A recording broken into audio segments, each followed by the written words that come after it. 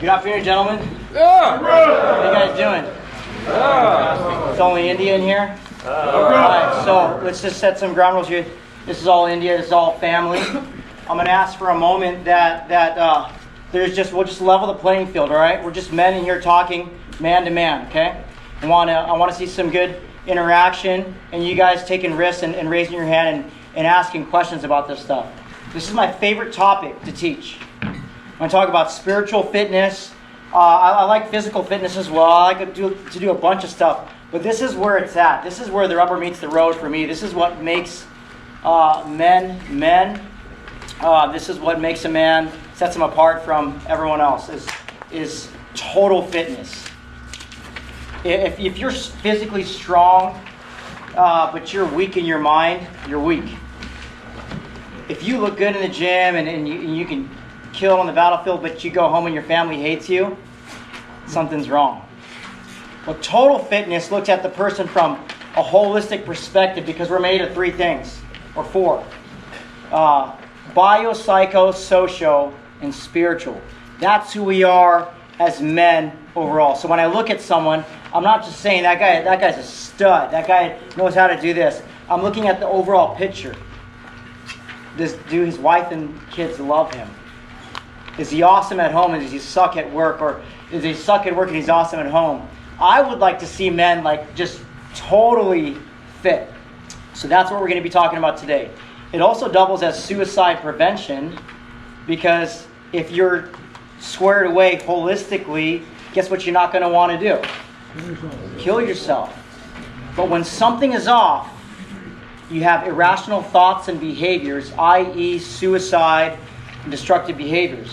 The Navy launched a destructive behaviors program, a workshop that deals with the top 6 destructive behaviors throughout the DON. Throughout the DOD overall, but specifically the Navy is targeted in the Navy, which includes the Marine Corps, as you know. Suicide-related behavior is at the top of the list all these past few years. And then you have alcohol-related incidents. You have driving under the influence. There is sexual assault, domestic violence, drug abuse, and the list goes on and on. But those are just the top few. I'm going to say something crazy right now. I don't care about all those destructive behaviors. I don't care about suicide as much as I care about the thoughts that lead to suicide. Does that make sense? Does that make sense? Like, who cares about the fruit on the tree? I want to get down to the root. And if I cut that sucker off at the root, guess what disappears? Tree. Yes. Well, the tree eventually will die. But without touching any of the fruit, all that stuff could be gone. That's how I live. That's how I roll. So when I see something in my life, I don't wonder like, I gotta find out how to get rid of that. There's a famous class that's been around for years. It's called anger. Yeah. I hate that. I don't want to manage my anger. Who wants to manage their anger? I want that sucker gone. I want to get rid of it. It's like if there are a bunch of flies in here, I don't want to study the patterns of the flies and wonder, they seem to do like 3 loops and then they land on the crap and then they land on my... No. I want to know, oh dude, there's trash in the back. Somebody needs to take out the trash. I get rid of the trash, guess what happens? What goes away? The flies, guys. Okay? So in this room, there's a lot of guys in this room. And amongst all of us, there's a bunch of symptoms. We are all exuding symptoms. Whether you are struggling with anger, anybody? Am I the only one? Come on, who struggles with... Yeah, boom, my boy right there. Right? I wrestle with this stuff. Anybody wrestle with rage? That's beyond anger. Anybody wrestle with any addictions in here? It's too quiet. Yeah, there you go. There you go. Boom.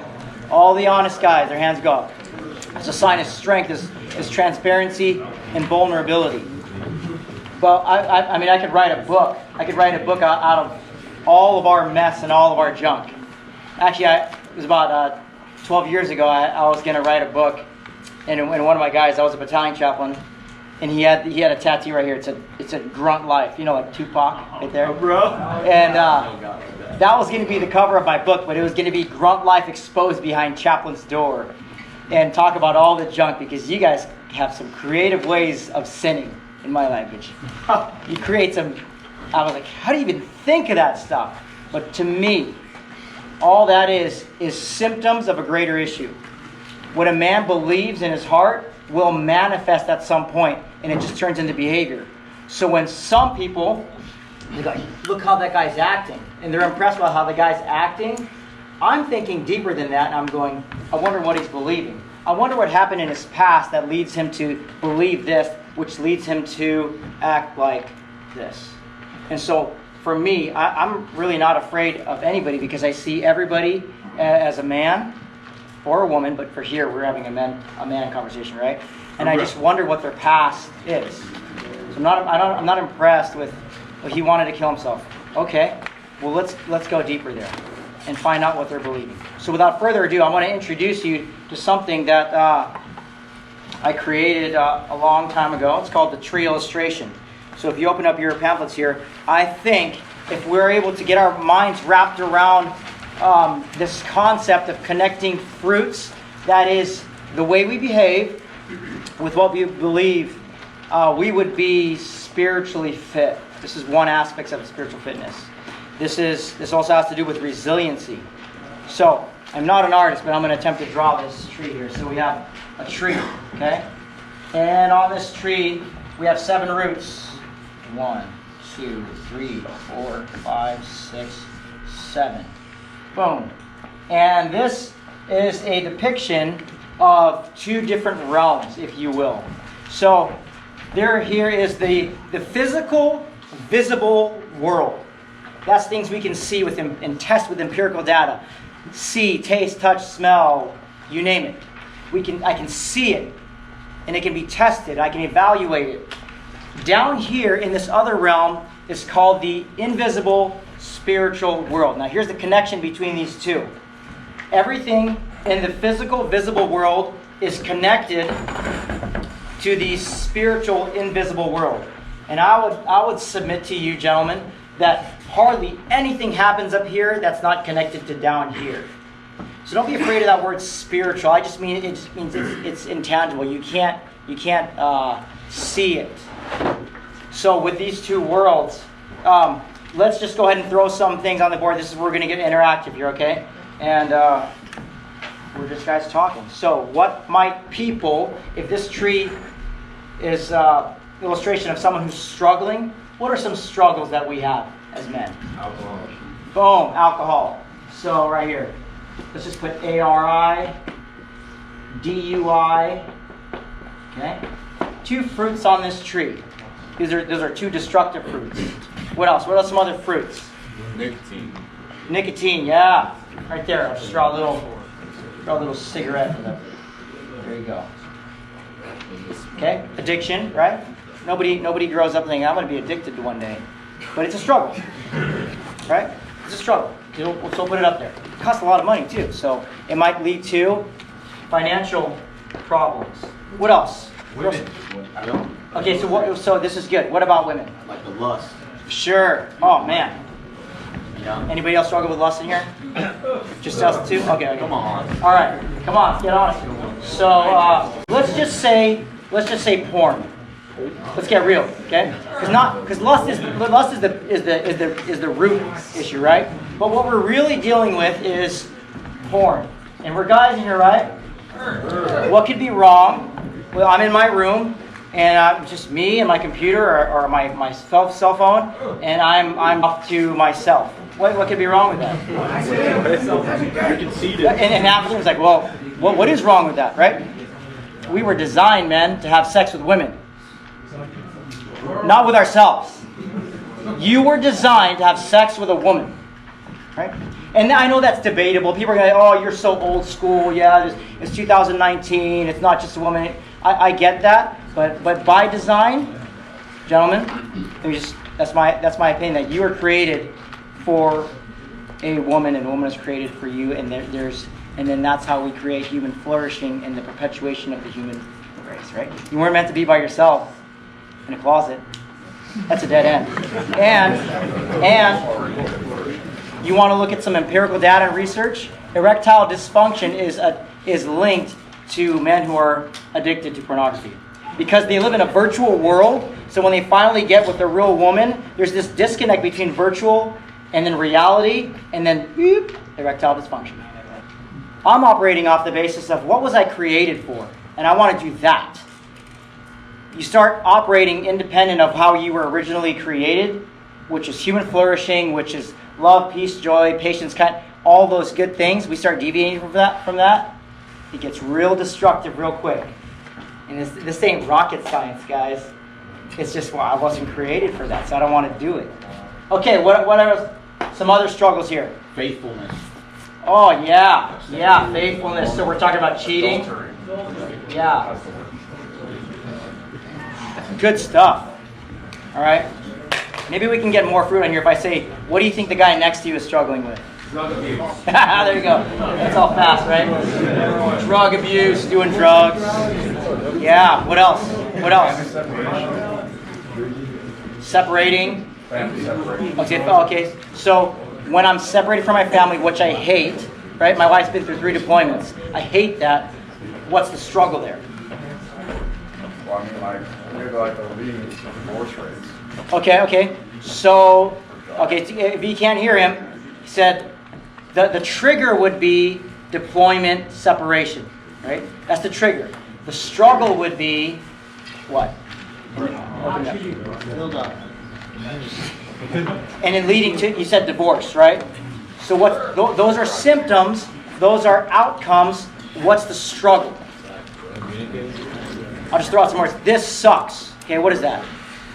Attitude. Yeah, so the struggle is now my attitude. The struggle is like, dude, this, I didn't deserve this. The struggle is, I resent the Marine Corps for doing this to me.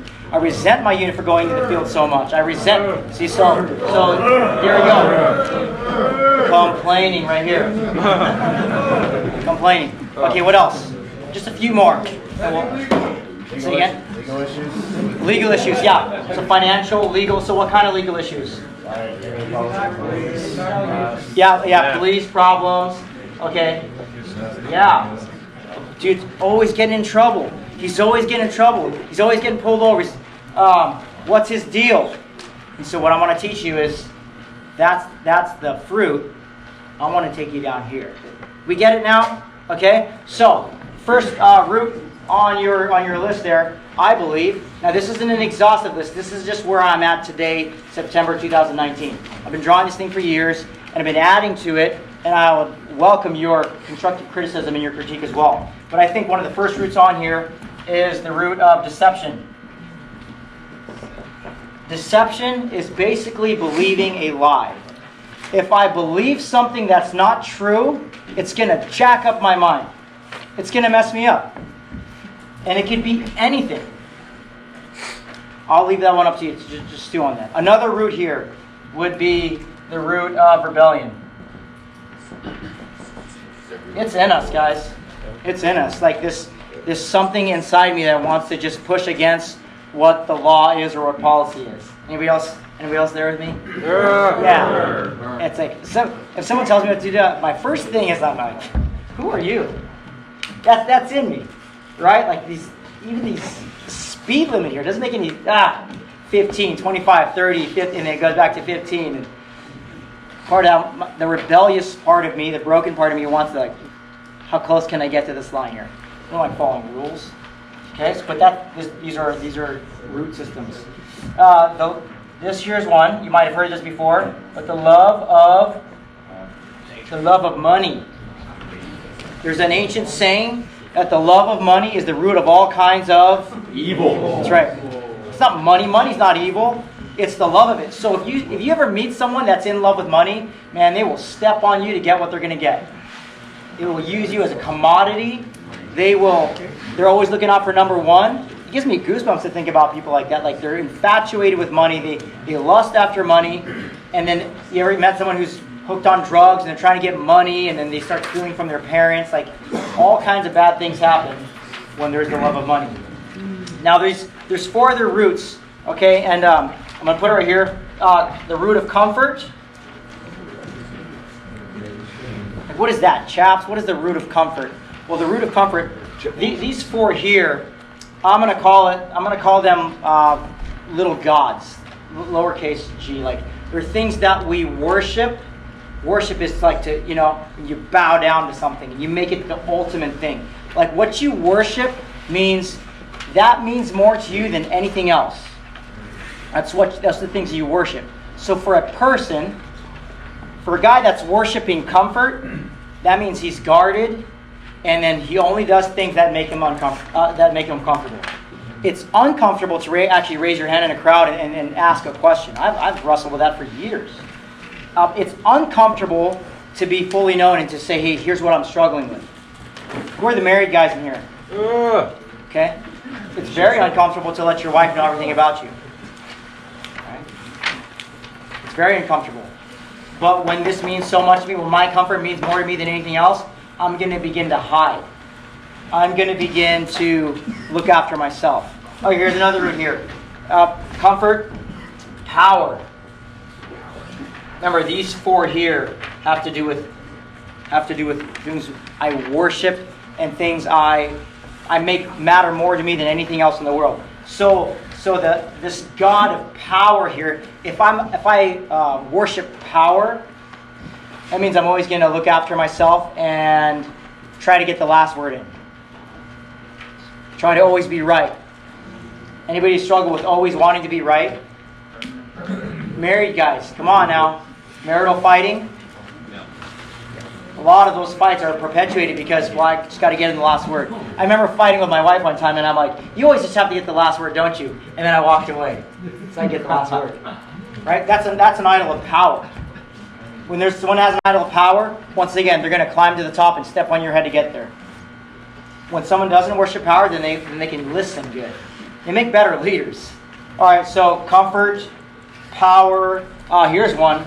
It might not apply to us, but approval. What's the God of approval? What does it mean that I want your approval and I need your approval? Because it means you're accepted. That's right.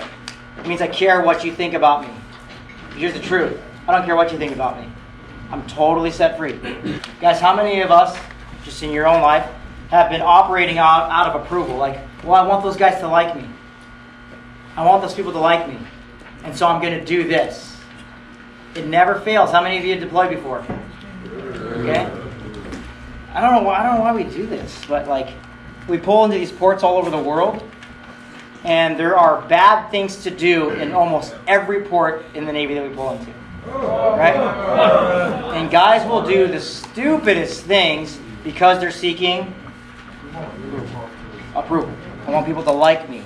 If you play that game, it'll manifest into all sorts of things. Guy never drunk before and he starts drinking to get approval. A guy has done so many things that he hasn't done before to get approval. Our culture perpetuates this. But until we stop caring what other people think about us, and we're going to be enslaved. We'll always be enslaved.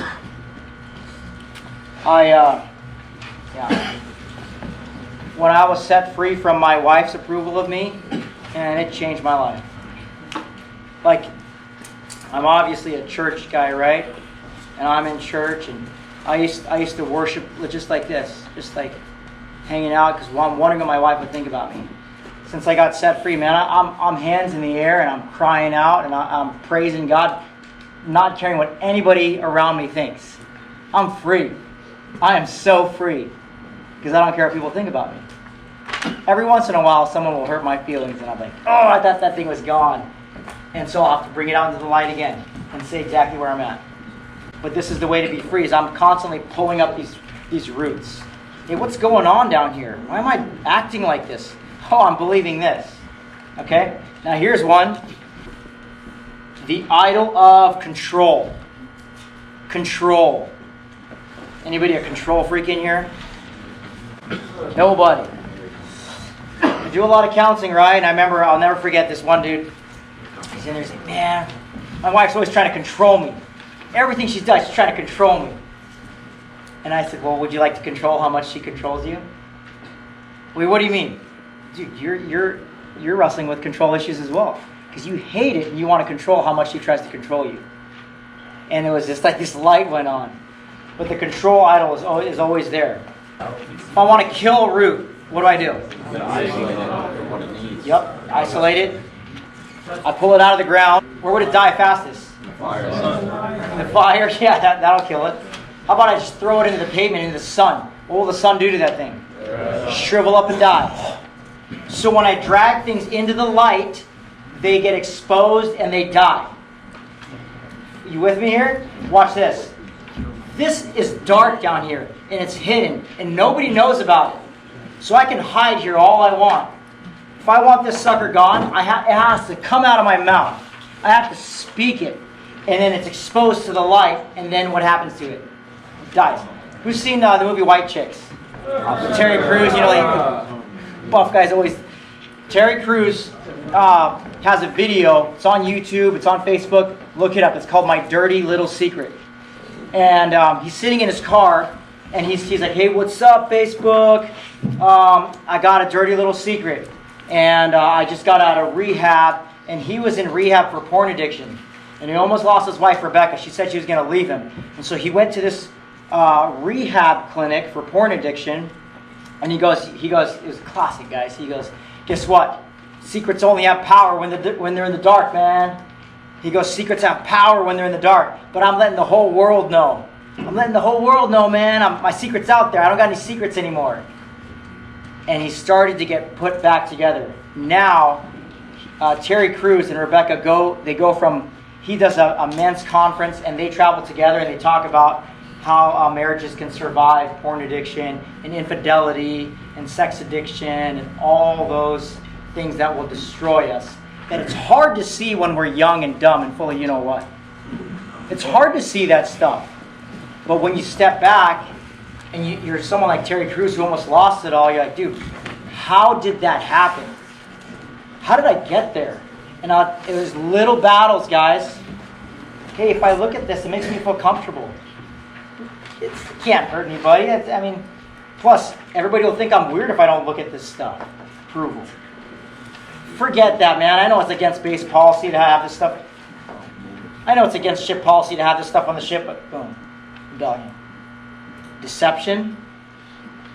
See how all these things are linked together.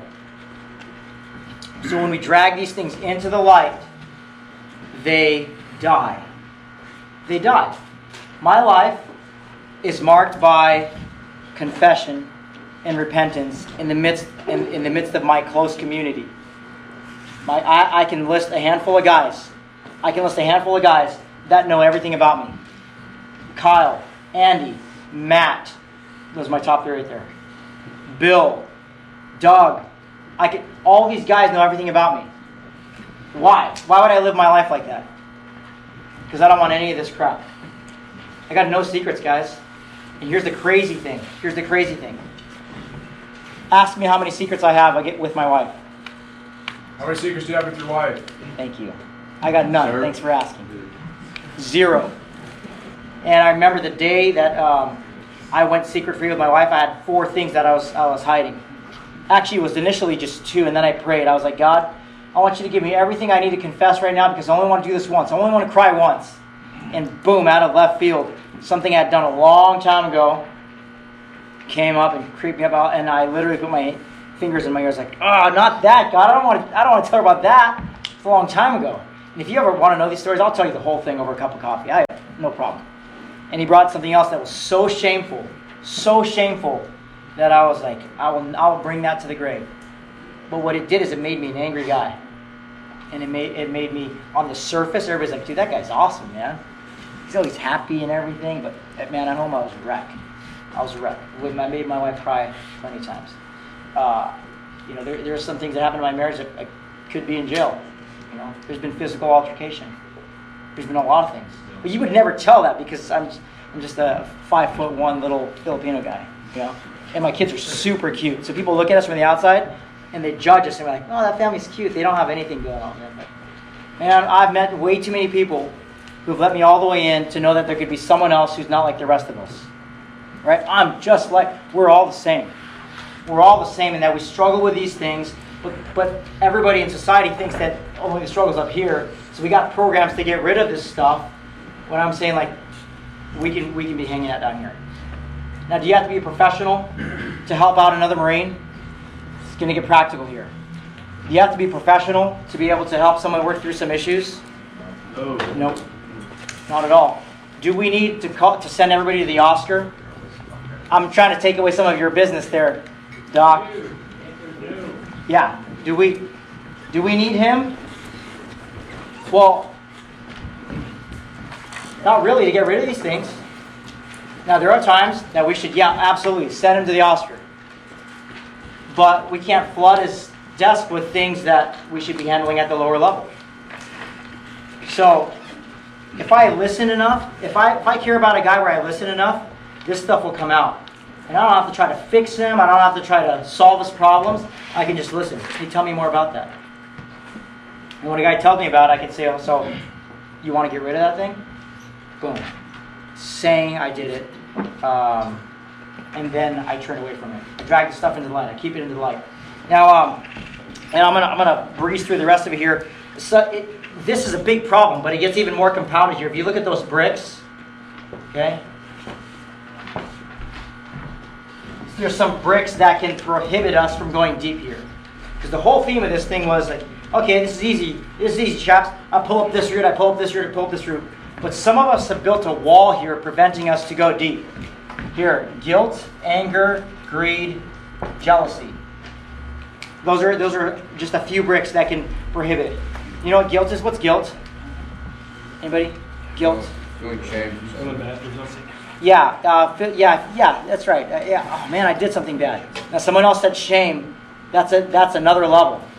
So guilt says I did something bad. Shame says I am bad. Two different beasts. I'm going to define all these in what I call debt-debtor language. You get what that is? Debt-debtor language? Debt-debtor language is like somebody owes you something. So for guilt, I did something bad, I owe me something. For anger, you did something bad, you owe me. You crossed me, you owe me. You didn't call me back, you owe me. You embarrassed me, you owe me. That's anger. That's where anger comes from. Guilt, anger, greed. You know what greed is? Greed is the world owes me something. The unit owes me something. Greed is like acquiring more stuff because the world owes me. Jealousy is what? What's jealousy?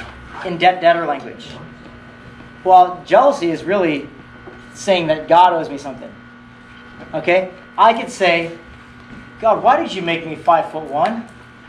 Why can't I be like that guy?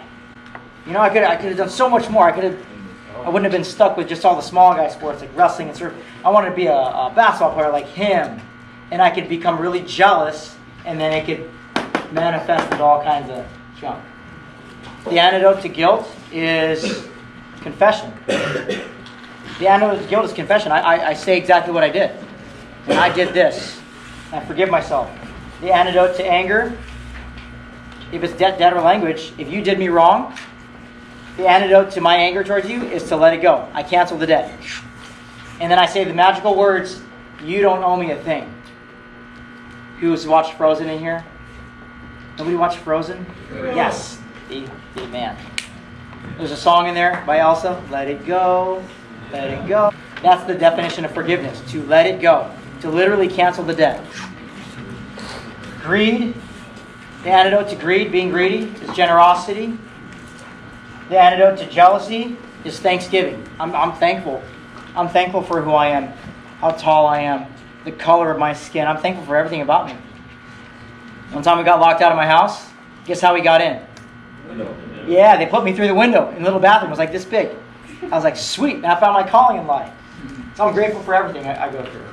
We have to accept who we are. Okay, I'm just going to do one last thing on this thing. There's on your tree illustration there's some wounds on the side of the tree. 1, 2, 3, 4, 5. And this is something else that we can all look around the room and be like, this is cool, man. Now I feel at home because we all have these things. These are wounds. You know, like hacking the side of a tree. Boom, there's a wound there. I believe that there are 5 core wounds. One is fear. Fear wounds. Anger wounds. There's deceit wounds. There's shame wounds. and there's sadness wounds or loss. Fear, anger, deceit, shame, sadness. And without these things being addressed, we will operate out of our wounds. And here's how we operate out of our wounds. We start doing all these kinds of destructive behaviors.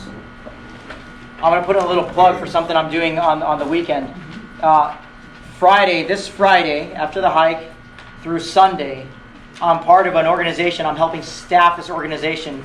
It's a faith-based recovery program for guys who experience wounds. And statistically, 100% of us have experienced wounds.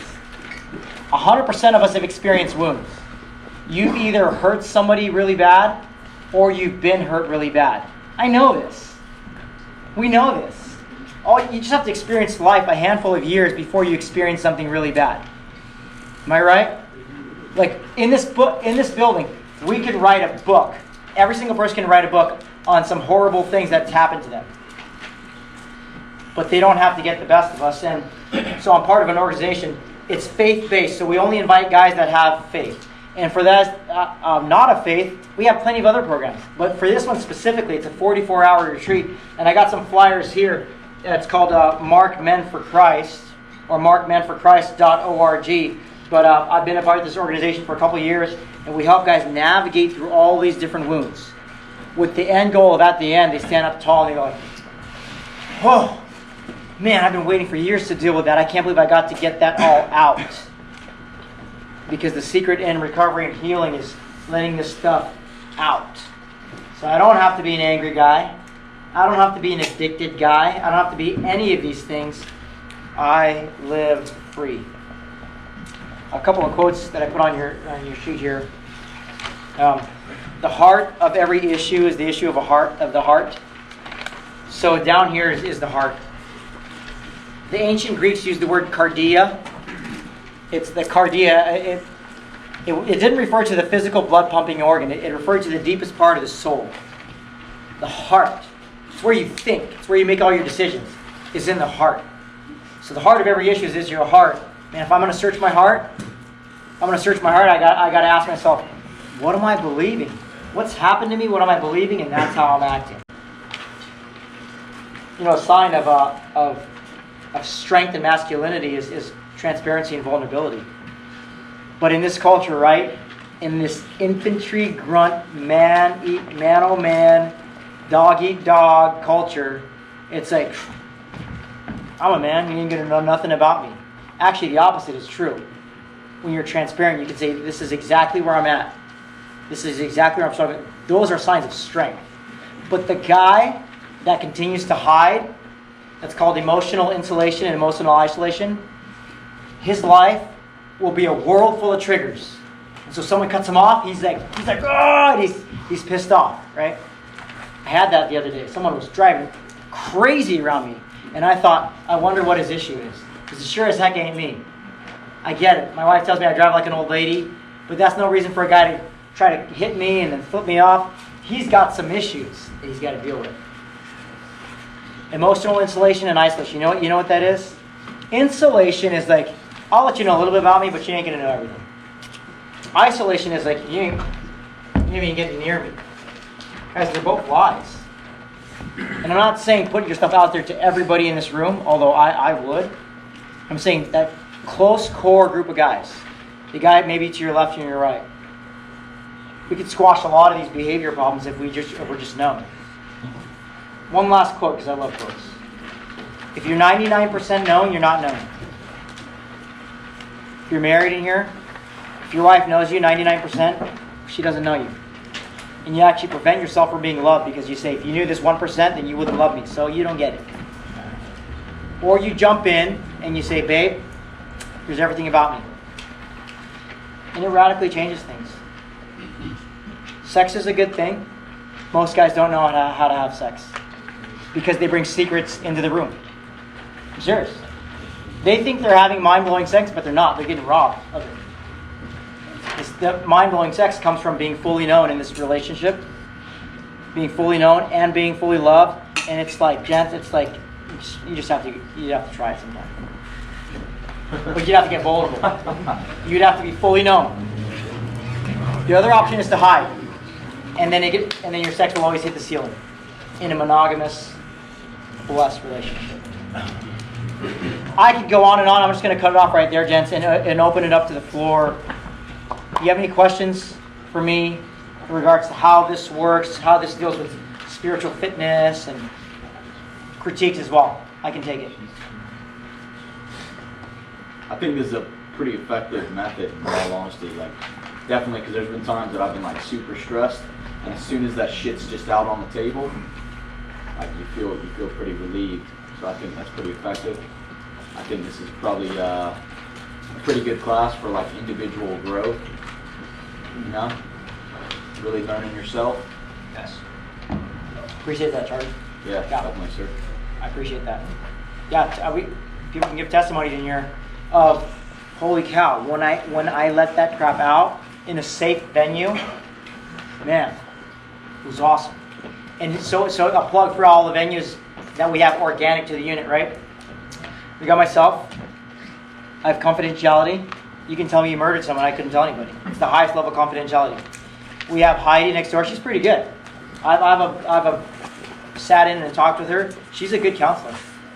She's a licensed marriage and family therapist. And then outside of our unit, we have our friends, the Oscar.